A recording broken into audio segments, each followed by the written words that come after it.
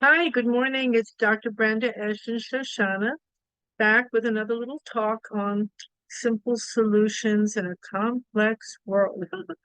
It sure does seem like the world is complex, especially these days. But it's not the world that's complex. We can become complex. We don't realize the power of simplicity and how simple things really are, including ourselves. We're trying to become special, important, to understand. We want to understand what's going on so badly, all of us. We want to understand it, make sense of it. And then if we do, or when we do, then we feel we can relax a bit. We'll know how to function. We'll know how to maneuver. That's one way of being. It doesn't bring joy or even clarity. It doesn't bring clarity about what to do because things keep changing and we get more and more confused. And we feel ultimately then, oh, it's me. I'm not good enough. I'm not smart enough. Somebody else knows more than I do. They're better than me. And we become an imitation person. That's where all the trouble begins. You don't have to be somebody different from who you are. Who you are is wonderful. Now, I'm not just saying that, it's actually true. Each of us, we're little miracles. We're gifts.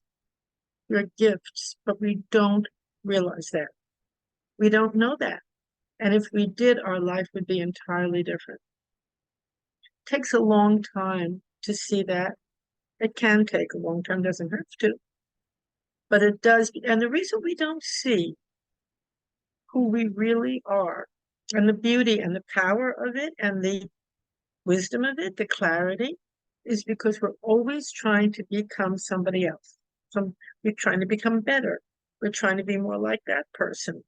We're trying to get the approval of this one. We become mesmerized. We become really mesmerized by the external picture out there and the so-called world and all its machinations. And our whole effort is, how am I going to be secure in this ever-changing, sometimes maddening world? How can I find stability? How can I find where I belong? Mm, those questions are so prevalent in people and so deep and so painful. They're really painful, and we really struggle, sometimes for years, to find an answer. And in fact, much practice, much spiritual practice and psychological practice is all about answering those questions.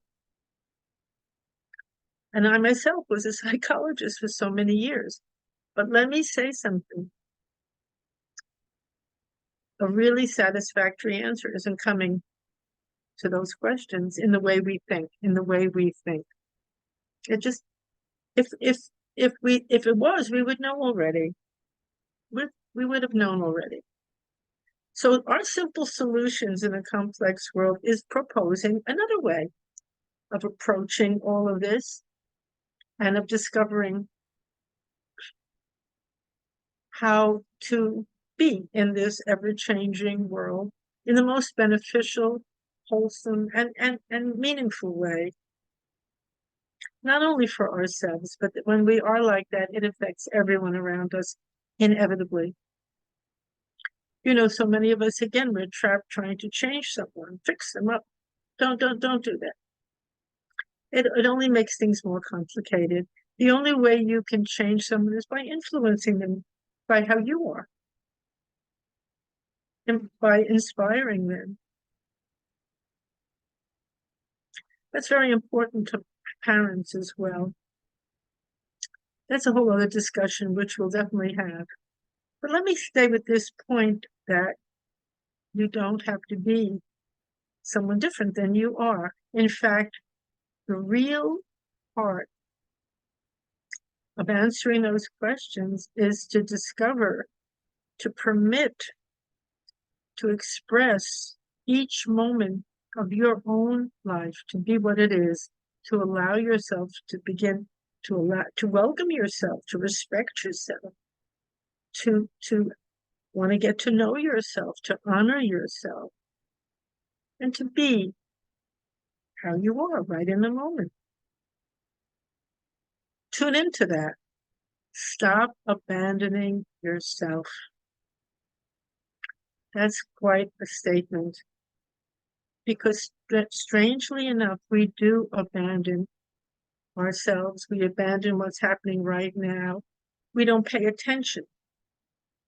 We don't occupy our own life because we don't think much of it. We think something else is better or more important. And we've got to become that person or that way. So what I'm offering today or suggesting today is just to stop doing that. Stop looking at everyone else and how you compare and turn your attention, your inner vision, give your love even to the one right here, to yourself. Pay attention to each moment. Don't abandon a moment even. Just be right here as you are, without hating who you are, judging who you are, rejecting who you are, just encountering it.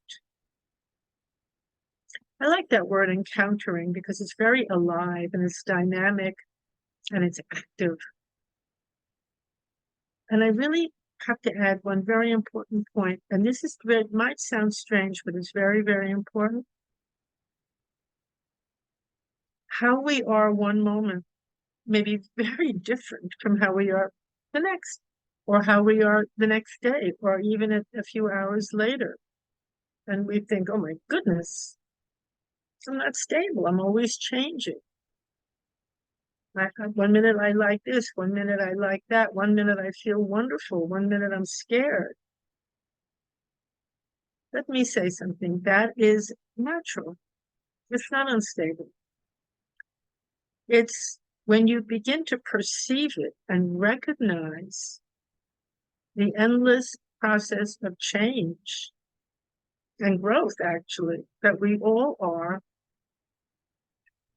you can relax and realize that you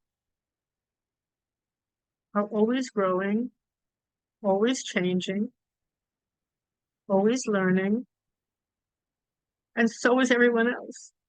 Now, most of us don't want to make friends with that part of ourselves, the part that changes all the time. We want to be who we were maybe we want to be who we were 10 years ago, or 5 years ago, or yesterday. But as we stop abandoning ourselves and really, really accept this process that we are, and it's an interesting way of putting it, just let's get to know it. The most important thing is get to know it. Make friends with it. Encounter the truth of your life. Once you really do, you will find that which doesn't change at all. It's a beautiful, beautiful thing to encounter. When we speak about wanting strength or stability, there is that within us which never changes, which is present, which is available, which is kind. So this is a process of encountering that. It's not about turning into another person. It's about encountering the fullness of who we really are and what we can give, not only to ourselves, but to the world. Because inevitably, when we encounter ourselves more and more fully, we become bigger and bigger and more able to share and to give. So I really, really thank you for listening to this. It's great to be here with all of you. It's lovely to hear your comments. I appreciate them. I welcome them. I welcome you. And I hope all of you have a very unique day, and unique in that you're just really willing to be who you are. make friends with it, encounter it, share it. Thank you very much for listening, and I'll be back soon. Take good care. Bye bye.